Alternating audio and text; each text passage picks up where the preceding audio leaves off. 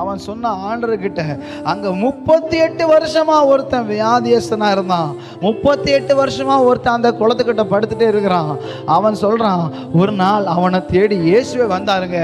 பாருங்க, 38 வருஷமா அவன் காத்திருந்தான். அருமையான தேவ பிள்ளையே, என்ன பாருங்க, ஒருத்தன் 38 வருஷமா தேவனுடைய சமூகத்துல அந்த குளத்துல குதிச்சு எப்படியாகலும் என்னுடைய வியாதியிலிருந்து நான் விடுதலை ஆகணும்னு சொல்லி 38 வருஷம் ஒருத்தன் காத்திருந்தான். பாருங்க, அநேகர் அவிசுவாசத்தினால ஆண்டவருடைய அற்புதங்களை பெற்றுக்கொள்ள முடியாம போயிருச்சு.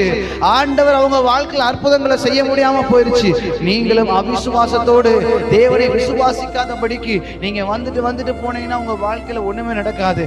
ஆனா ஒரு விசுவாசத்தோடு 38 வருஷம் அந்த குளத்திலேயே உட்கார்ந்துட்டு இருந்தான். எப்படியாகலும் குளம் கலங்கும், அந்த நேரத்துல எப்படியாவது நான் குதிச்சிடலான்னு.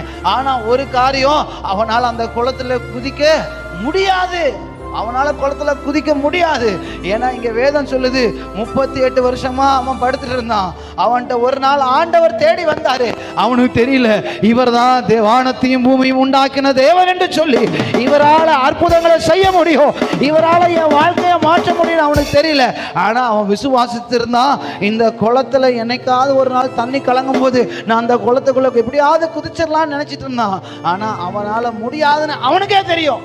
அவன் எவ்வளவோ போராட்டம் பண்ணியும், எவ்வளவோ பிரயாசப்பட்டும்,